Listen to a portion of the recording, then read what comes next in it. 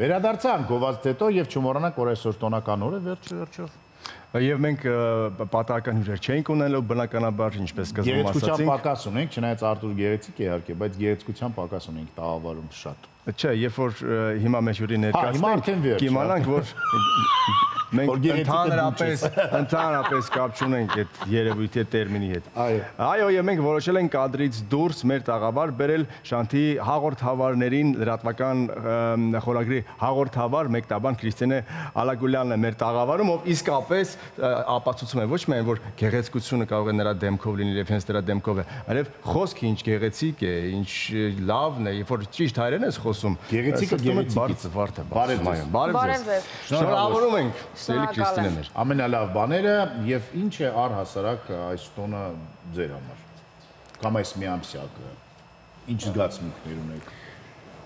Շատ դժվար հարց եք տալիս, իրականում այս մեկ ամսյակը ինձ համար շարունակվել է այնպես, ինչպես մինչ այ։ Ինչպես դաշտի 11-ը։ Այո, պարզապես շնորհավորանքները եղել են, ինչպես այսօր տեղի ունեցան, երևի թե դրանով է առանձնահատուկ եղել, շնորհավորանքներն են շատ եղել, մեկ էլ այստեղ այնտեղ ասել են, դե այս մեկ ամսյակը, քանի որ կանանց է նվիրված, կարելի է զիջել, օրինակ խոսքում, չգիտեմ ինչում, բայց ես դրան դեմ եմ իհարկե։ Ինչու, բայց դա լավ միտում է, գոնե մեկ ամսվա մեջ, գոնե կզիջեին, գոնե մեկ ամսվա մեջ։ Իրականում, եթե պիտի զիջեն զուտ նրա համար այո, մեկ ամսյակ է, ես դրան դեմ եմ, թող դրա համար չզիջեն։ Եթե քննարկման մեջ է, որ դե լավ դե կին է, հետը չխոսենք, որովհետև այս մեկ ամսյակն է, ես դրան դեմ եմ։ Չէ, այդպիսի բան չի եղել, բայց ասածս այն է, որ մեկ ամսվա ընթացքում այդպիսի երբեմն զրույցներ կատակի առումով լինում են։ Բայց այո, կարծում եմ, որ մեկ ամսյակը իհարկե սիմվոլիկ է, բայց մնացած օրերն էլ ոչ կարևոր են մեկ ամսյակից դուրս եւ թե կանանց թե տղամարդկանց համար իրենց առանձնահատկությունները ներկայացնելու առումով բոլոր օրերը կարևոր են։ Այս վերջերս դարձել է կարծես թե շատ ավելի սրված թեմա, հասկանալի կամ անհասկանալի պատճառներով հավասարություն կանանց եւ տղամարդկանց հավասարություն, չմոռանանք, որ մարտի 8-ը ժամանակին ծնվել է հենց այդ պատճառով։ Հիմա ինչ վիճակ է, դուք զգում եք, որ անհավասար եք, հավասարություն եք ուզում, ինչն է ձեզ նեղում, թե դա պարզապես խոսքեր են։ Երբ որ ասում ենք իրավունքների հավասարություն, խոսքը վերաբերում է իրականում հնարավորություններ, այսինքն բոլոր մարդիկ պետք է ունենան նույն հնարավորությունները, ով ինչպես, այո, հավասար հնարավորությունները, իսկ ով ինչպես է դա օգտագործում, դա իր անձնական իրավունքն է եւ կամքը։ Տղամարդկանց եւ կանանց միջև այսպես զուտ մեխանիկական հավասարություն դնելը սխալ է, որովհետեւ ամեն մեկը իր առանձնահատկություն ունի։ Մեկը մի բանում է լավ, մյուսը մեկ բանում անգամ լուրերի տաղավարում շատ դուք ինքներդ տեսած կլինեք, հատկապես արևմուտքում դա շատ ընդունված է, երբ որ լուրերի տաղավարում գլխավոր թողարկումը վարում էին տղամարդը եւ կինը։ Այստեղ ոչ միայն այդ հավասարության ապահովման համար, այլև ամեն մեկը իր առանձնահատկությունը ունի։ Տղամարդիկ առավել նպատակասլաց այդ խոսքը տեղ հասցնելու։ Թե ավելի նպատակասլաց լուրերն են ասում, կանենք ավելի գեղեցիկ լուրերն են ասում։ Միջավայրն են ստեղծում եւ այդ համադրության։ Այո, այսինքն գլխավոր թողարկումների ժամանակ այդ համադրության, հակադրամիասնության մեջ է։ Հակադրամիասնություն։ Հակադրամիասնության մեջ է առավել ճիշտ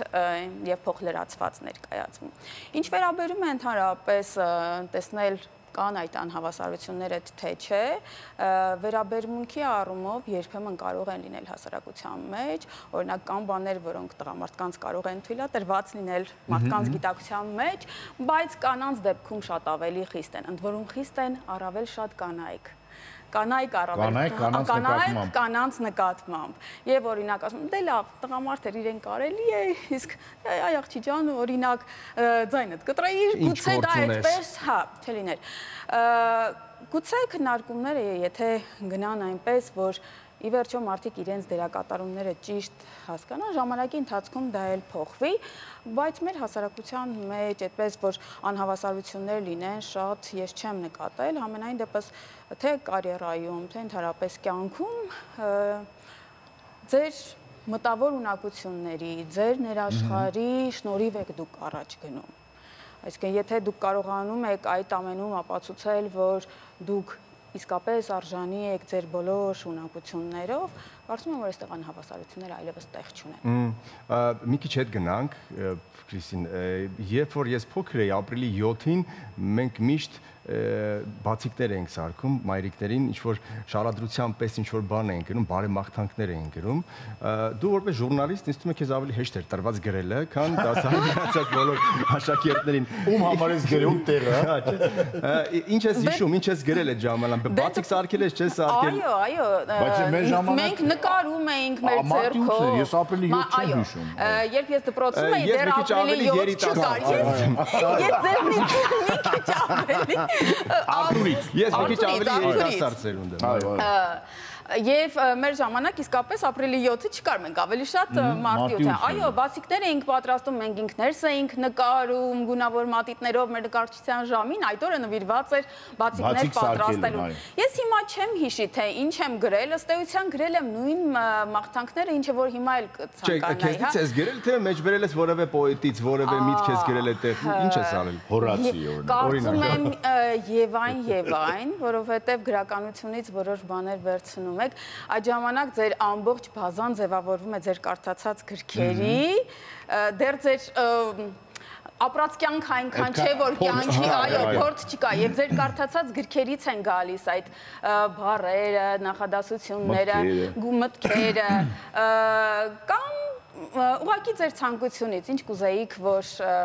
լիներ ձեր տատիկի, մայրիկի համար, եւ ուղղակի բարձ բաներ են, գուցե որոշ բանաստեղծական տողեր եղել են, բայց ես հիմա իսկապես չեմ հիշում, թե ինչ եմ գրել, բայց ենթադրում եմ, որ այդ ժամանակ ստացած գիտելիքը տեղում օգտագործելու հնարավորություն եմ օգտագործել։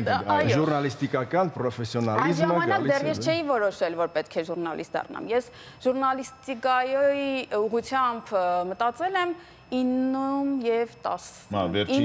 դասարան։ Մինչ այդ ես շատ երկար ժամանակ ուզում էի բժիշկ դառնալ։ Բարի գալուս ակում, այո, վատ ձեռագիր ունեցողներ։ Բայց քանի որ այնպես էր ստացվել, որ բոլոր առարկաների ուղղությամբ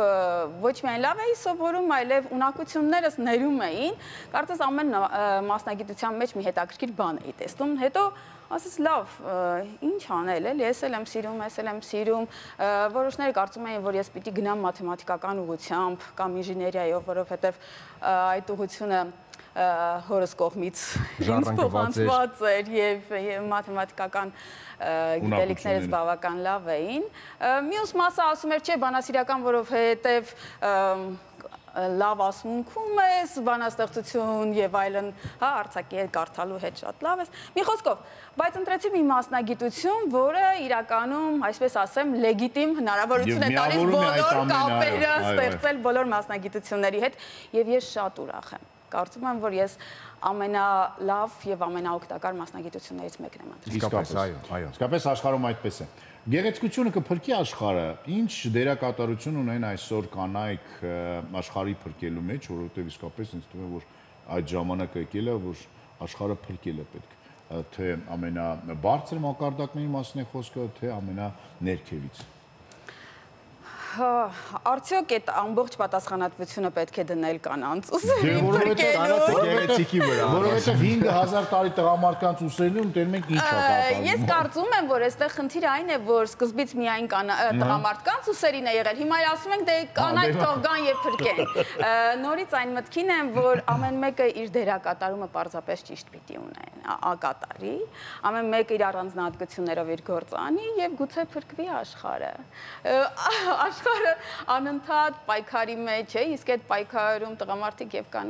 կանայք իրենց դերը ունեն։ Բայց այստեղ ես ընդհանրացումներին իրականում դեմ եմ, կանայք թե տղամարդիկ։ Ի վերջո նրանք բոլորը տարբեր մարդիկ են։ Անգամ յուրաքանչյուր մարդ ինքն իր համար կարող է անկանխատեսելի լինել, որովհետև դեռ չի հայտնվել այնպիսի իրավիճակում, որտեղ կարողանար որակական այլ հատկանիշներ ցուցադրել։ Հետևաբար կանայք, տղամարդիկ այսպես ընդհանրացումներ անելը իրականում բարձեցում անելը շատ սխալ։ Մարդը շատ բարդ էակ է։ Այ վերջին տարիներին այսպիսի հարց է առաջանում. կարող է մի օր այնպես պատահի, որ արհեստական բանականությունը մարդուն հաղթի։ Սկզբից մտածում եմ, դե այնքան առաջ է գնում, որ գուցե մի օր հաղթի, բայց կարծում եմ, որ ոչ, որովհետև մարդը անգամ իր համար նոր մտքեր, ինքն իր համար է անկանխատեսել ինչ մնաց արհեստական բանականության։ Վերջո նրան մենք ենք տեղեկատվությամբ ապահովում։ Այս նույն տրամաբանության մեջ պետք է նաև տղամարդկանց եւ կանանց դիտարկել։ Ամեն մարդու առանձին յուրահատկությունների։ Իմպրովիզ անելու հատկությունը թերևս միայն մարդուն է տրված, արհեստական բանականությունը դեռ իմպրովիզ չի կա։ Իսկ գովազդը իմպրովիզ չէ մեր եթերում։ Այս բային գովազդ հետո կշարունակենք մեր գեղեցիկ զրույցը գեղեցիկ մարդու հետ։ Մնացեք մեզ հետ։